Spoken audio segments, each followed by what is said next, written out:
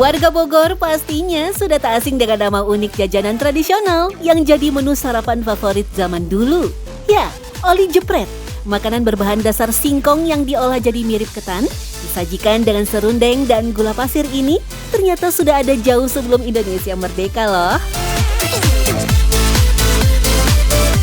Walaupun saat ini penjual oli jepret dapat dikatakan mulai langka, tapi ternyata masih ada yang bertahan sampai saat ini. Katanya sih dia satu-satunya penjual oli jepret di Kota Bogor. Tapi lokasinya di mana ya? Yuk kita cari tahu.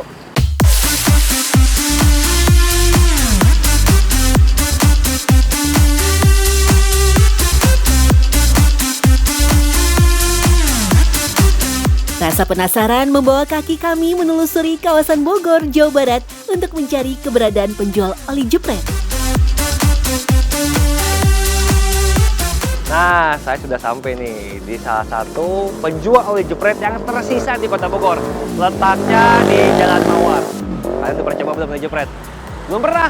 Ya, sama saya juga belum pernah. Langsung aja kita coba yuk. Wah, udah banyak yang beli ya Pak, pagi-pagi. Dari jam berapa berarti Pak jualan Pak? Dari jam 7:30 sampai selesai. 7:30? Pak, ini jualan oli jepret yang saya tahu dari tahun 1928, bener? Betul. Dari buyut, kakek, babe, sampai sekarang saya generasi yang ke-6. Generasi ke-6? Ya. Alhamdulillah masih bisa dilestarikan.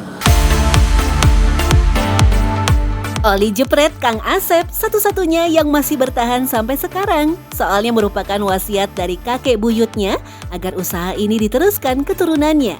Tiap harinya Kang Asep membawa 1.500 pieces oli jepret untuk dijual. Satu oli jepret harganya Rp1.500.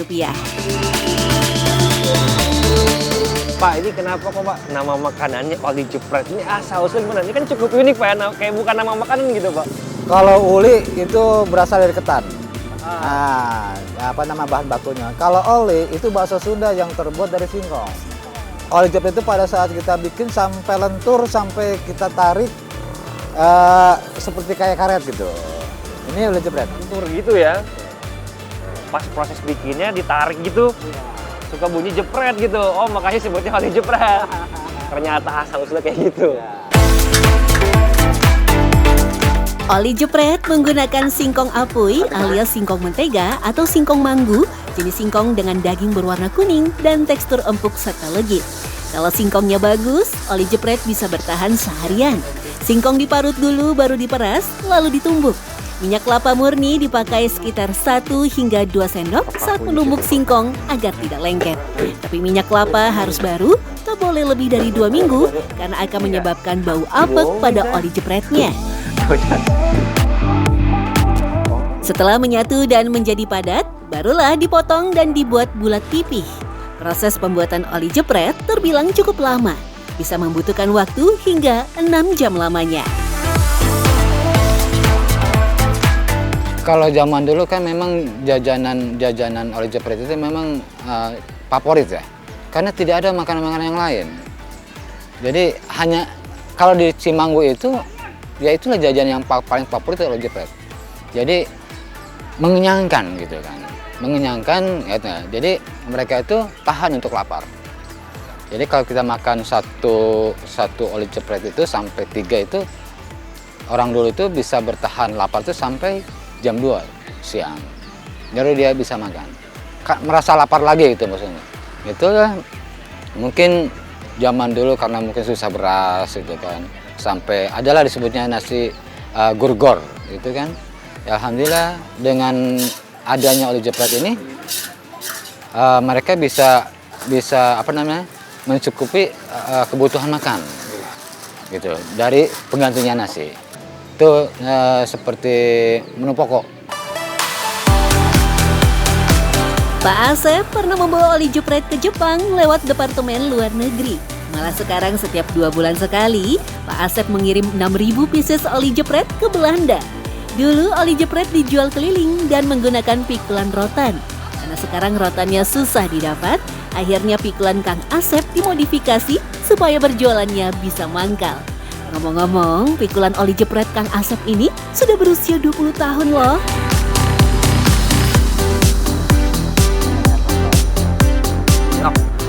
Kameramen penasaran nggak? Cobain.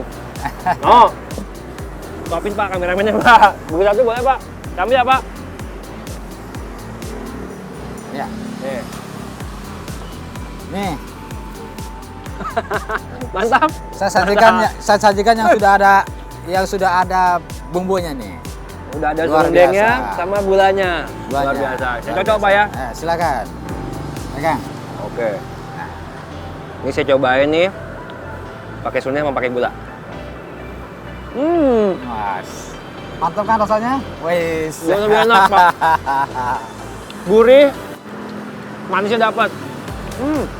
Mantap Pak. Ada nggak sih Pak pantangan atau ritual tersendiri Pak ketika bikinnya? Sebenarnya sih pantangan nggak ada. Cuma kalau orang tua saya itu biasanya kalau misalkan kita lagi bikin oli jepret itu punya masalah dengan keluarga, dengan istri sama bebek katul dah. Nah, tunda dulu sementara waktu. Itu sebenarnya tidak masuk logika, cuma kenyataannya seperti itu, lekas basi. Iya, lekas basi. Makanya kita bikin sesuatu pun pakai cinta. Kalau pakai cinta enak. Saya jamin itu ya.